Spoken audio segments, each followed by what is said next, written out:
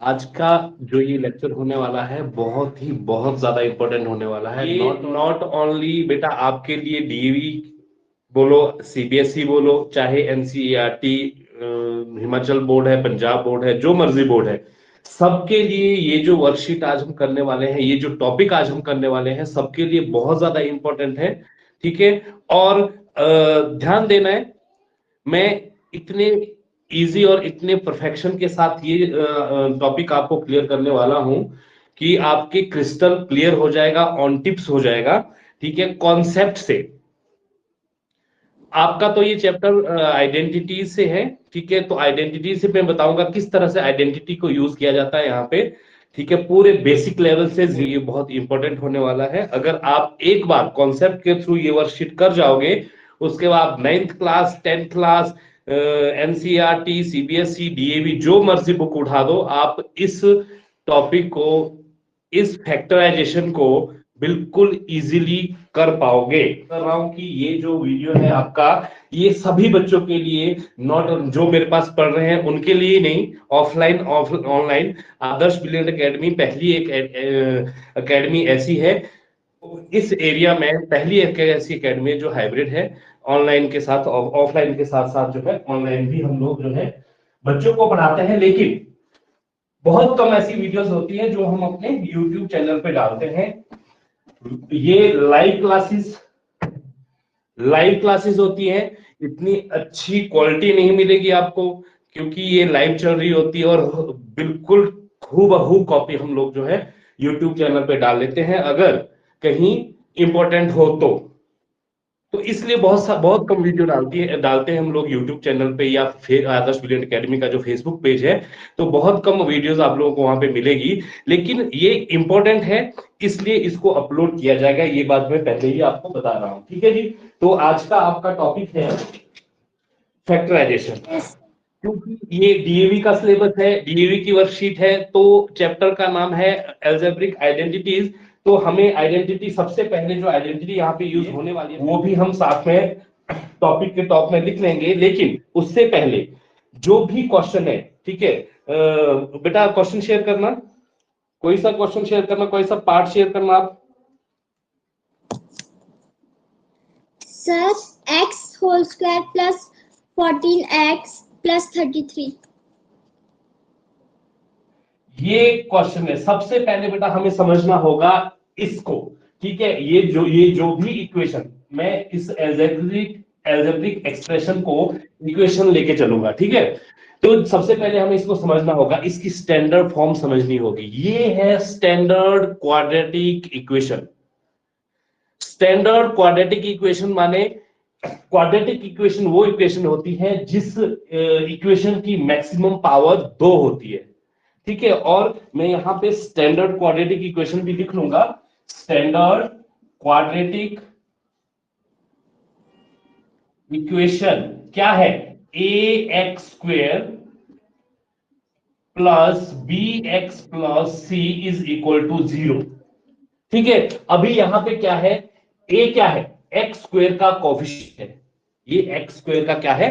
हिंदी में बोलते हैं बेटा गुणांक, मतलब ये इससे गुणा हो रहा है। ठीक है, और बी क्या है? एक्स का गुणांक है, एक्स का कॉफिशिएंट है। ठीक है, और सी क्या है? कांस्टेंट है, जो हमेशा कांस्टेंट रहता है, जिसकी वैल्यू कभी नहीं बदलती। ये सब चीजें मैं आपको ऑलरेडी बता चुका हूं, इसलिए ज्यादा रिपीट नहीं करूंगा। ठीक है, तो ये है स्टैंडर्ड क्वाड्रेटिक इक्वेशन।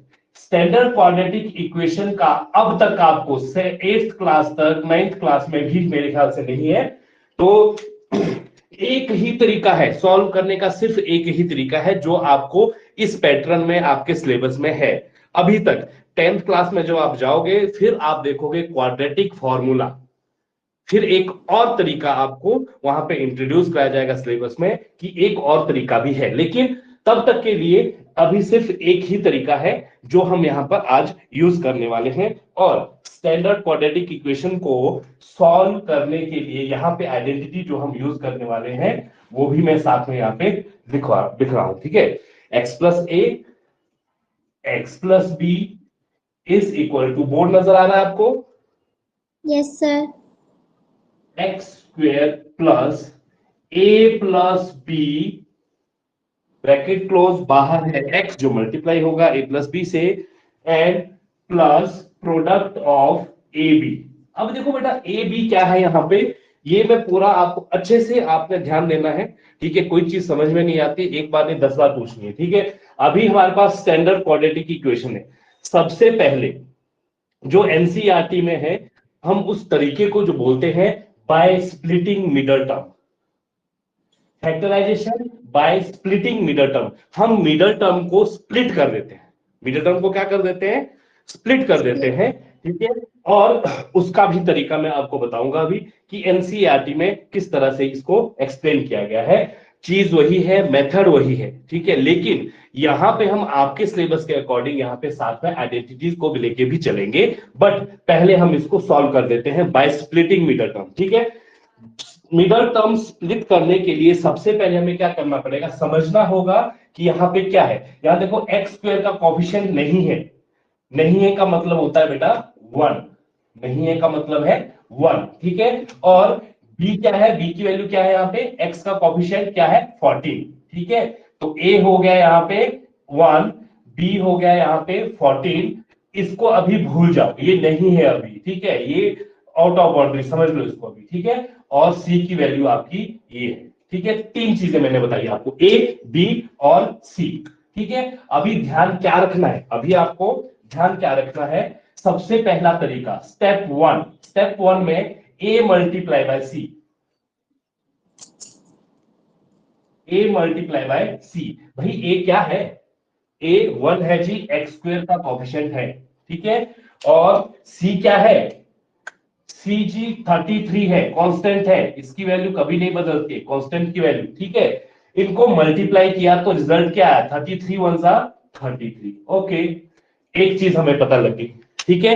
याद रखना बेटा, पहला स्टेप a मल्टीप्लाई बाय सी, ध्यान से देखना है, ठीक है। इतने आसान तरीका, बिल्कुल क्रिस्टल क्लियर हो जाएगा आप लोगों को, ठीक है। अभी 33 हो गया। अब हम लोगों को क्या सोचना है कि ऐसा कोई नंबर, ऐसे कोई दो नंबर, इसको स्प्लिट करने के लिए बेटा, इसको स्प्लिट करने के लिए इस 14 की जगह x तो साथ में लगाएंगे ही हम, x साथ में जुड़ा रहेगा, लेकिन इस 14 को हम इस तरह से स्प्लिट करें कि ऐसे दो नंबर में स्प्लिट करें कि आपके अगर आप मल्टीप्लाई करो उन दो नंबर को तो पॉजिटिव 33 आ जाए, ठीक है।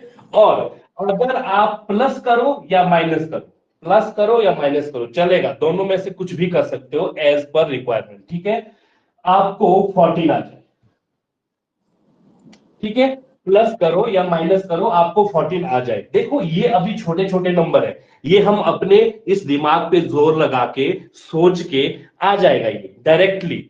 लेकिन जब यहाँ पे हंड्रेड्स में या थाउजेंड में नंबर हो जाते हैं, ठीक है, तो हम क्या करते हैं, प्राइम फैक्टराइजेशन, हम इन नंबर्स की जो है प्राइम फैक्टराइजेशन कर लेते हैं। पता है ना, प्राइम नंबर से डिवाइड करना, प्राइम फैक्टराइजेशन पता है ना, ठीक है, जैसे एलसीएम निकालते हैं हम लोग, तो वो चीज करते हैं हम लोग। चलो अभी उस पे नहीं जाएंगे, ठीक है। अभी मैं डायरेक्ट, छोटे नंबर है तो इसलिए मैं डायरेक्ट बता रहा हूं आपको। तो यहाँ पे हमें ऐसे दो नंबर चाहिए कि इनको मल्टीप्लाई करके पॉजिटिव 33 आ जाए और प्लस या माइनस करके प्लस के 14 आ जाए, ठीक है। तो मेरे दिमाग में बात आ रही है भाई, 11 3 जा 33, 11 प्लस 3 इज इक्वल टू 14, ठीक है। दोनों ही चीजें जो है सेटिस्फाइड है। 11 3 33, 11 3 जा 33, 11 3 जा 11 प्लस 3 14 हो गया है, ठीक है। यही पहला स्टेप है हमारा, ठीक है। अब करना क्या है आराध्या, यहाँ पे करना क्या है, करना ये है कि हम बोल रहे हैं मिडल टर्म को स्प्लिट करना है, तो भैया फर्स्ट टर्म और ये जो कांस्टेंट वाली टर्म है ये तो एज इट इज है, ठीक है। लिख लेते हैं एक्स स्क्वायर प्लस, प्लस के है तो प्लस, ठीक है, 11 प्लस 3 बाहर आ गया आपका x, ठीक है। 11 प्लस 3 बाहर आ गया x, क्योंकि x भी साथ में है, ठीक है। और plus last term as it is, ठीक है। तो कहीं ना कहीं हमारा ये जो फर्स्ट स्टेप था बाय स्प्लिटिंग मिडल टर्म, हमने 14 को स्प्लिट कर दिया 11 और 3 में, ठीक है, अब देखो बेटा इसको जरा थोड़ा ओपन कर लेते हैं, x को अंदर मल्टीप्लाई कर देते हैं दोनों से, x square plus 11x plus 3x plus 33, ये आ गया जी, हो गया। ये हमारे पास जो है एक नई इक्वेशन बन गई, ठीक है। अब जो है हम यहां पे देख पा रहे हैं बेटा कि यहां पे तो दो पेयर बन गए भाई, ये भी पेयर ये भी पेयर, ठीक है। अब हमें देखना है कि इस पेयर में ऐसा क्या है जो कॉमन आ सकता है। कॉमन तो वही चीज होगी ना बेटा, मेरे पास भी चीज है कोई, ठीक है, मेरे पास एक ये रेड मार्कर है, आपके पास भी रेड मार्कर है, मेरे पास तो ब्लू भी है ब्लैक भी है, ठीक है, आपके पास ओनली रेड है, ठीक है। तो अगर मैं बोलूं कि कॉमन ले लेते हैं, ठीक है, तो कॉमन रेड ही ले पाएंगे ना, ठीक है, जो आपके पास भी हो मेरे पास भी हो, ठीक है, दोनों के पास हो। यहां पर देखो दोनों के पास क्या क्या चीजें हैं, देख लेते हैं पहले, यहां भी एक्स है यहां भी एक्स है, इसके पास दो दो है पर इसके पास एक ही है तो एक ही ले पाएंगे, ठीक है। तो यहाँ पे एक एक्स हमने कॉमन ले लिया, ठीक है। यहाँ अंदर क्या बचा, ब्रैकेट के अंदर क्या बचा, कॉमन कैसे लेते हैं, वैसे लेते हैं ना, ठीक है। तो यस अंदर क्या सर। बचा, एक एक्स बच गया भाई, एक एक्स बाहर ले आया तो एक एक्स बच गया। जब हम इनको मल्टीप्लाई करेंगे तो वही टर्म जो है आनी चाहिए, प्लस क्रॉस चेक करने के लिए यहां पे मैं 11 तो नहीं ले सकता, ओनली एक्स ही ले सकता हूं, दोनों में एक्स ही है मेरे पास, ठीक है। तो 11 अंदर ही रह जाएगा ब्रैकेट के। बेटा ये तो थी बात फर्स्ट पेयर से कॉमन लेने की, लेकिन यहां हमारे दिमाग में घंटी बज जानी चाहिए कि मैंने जब कॉमन लिया फर्स्ट वाले पेयर से, जब मैंने कॉमन कोई चीजें ली है, जो मेरे पास अंदर बचा है वही चीज मेरे पास यहां पर भी बचनी चाहिए, अंदर मुझे वही चीज लेनी है जो अंदर सेम चीजें हमारी जो है बच जाए। तो मैं यहां से प्लस के 3 ले लेता हूं कॉमन, 3 यहां भी है और 11 3 33 होता है, 3 की डिविजिबिलिटी ये भी है, ठीक है। तो यहां पे मैं 3 जब कॉमन ले लूंगा बेटा, अंदर क्या बचेगा, x प्लस 11, हमने देखा यार, ठीक है, ये तो बड़ी सही बात है, बिल्कुल सही है। अंदर जो भी था दोनों में कॉमन चीज, दोनों में दोनों वाला सेम ही, अंदर जो फैक्टर है वो सेम है और बाहर वाला सेम है। अब आपको बोला गया था फैक्टराइजेशन करने के लिए, तो ये होगी आपकी फैक्टराइजेशन, x प्लस 3 और x प्लस 11, ये दो फैक्टर जो है आपके हो जाएंगे, ये हमारा आंसर हो जाएगा, ठीक है, हो गया। अब बात आती है भाई, अब ये मेथड डीएवी सूरजपुर पिंजौर में तो नहीं माना जाएगा, ठीक है, नहीं माना जाएगा ना, ठीक है। वो बोलेंगे कि भैया आइडेंटिटीज वाला चैप्टर है, ये क्या बता रहे हो, ठीक है। तो तरीका बेटा सेम ही है, यहां आपको समझ में आ गया 11 और 3 में हमने स्प्लिट कैसे किया मिडल टर्म को, वही चीज हम यहाँ पे आइडेंटिटी के थ्रू यहाँ पे एड अप कर देंगे। देखो हमारे पास क्वेश्चन था, ये मैं अब इरेज कर सकता हूं, एबीसी में इरेज कर लेता हूं, ठीक है। यहां पर देखो बेटा x plus a x plus b, x plus a x plus b क्या है, ये चीज, ये जो लास्ट में मेरे पास आंसर आया x plus a x plus b में ये है, ठीक है। और इसकी एक्सपेंडेड फॉर्म क्या है आइडेंटिटी में, x square plus a plus b x plus a into b, product of a b क्या है भैया, ए भी यही दो नंबर होंगे जो हमने मिडल टर्म को स्प्लिट करने के लिए यूज किए थे, ठीक है। ए और बी यही होंगे, क्या करना है भाई, आइडेंटिटी को लिखो और पुट कर दो, आइडेंटिटी को लिखो और पुट कर दो, सीधी सी बात। x प्लस ए है प्लस x प्लस बी है एक्स स्क्वायर क्या हो गया जी, एक्स स्क्वायर, ये x तो x ही है ना, x की वैल्यू तो x ही है, x प्लस ए का मतलब क्या हुआ भाई, a क्या है यहाँ पे 11 या फिर 3 कर दो, जैसे यहाँ पे 3 है, कुछ भी कर दो आप, एक्स स्क्वायर प्लस a की वैल्यू 3 रख दी, a की वैल्यू 3, कोई भी आप ले सकते हो, ऐसा नहीं है कि यही लेनी है, ठीक है।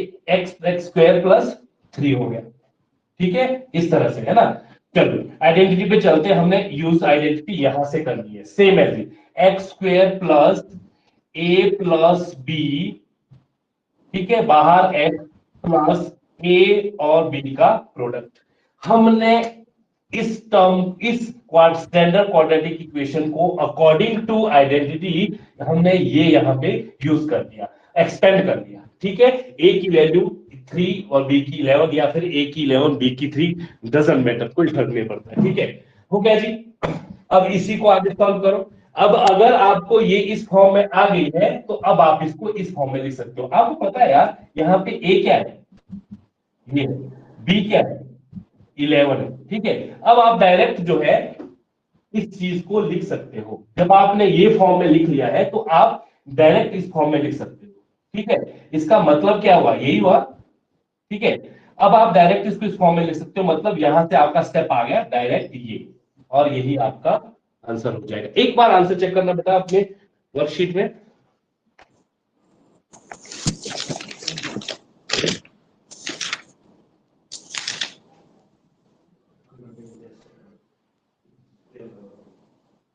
सर सही है।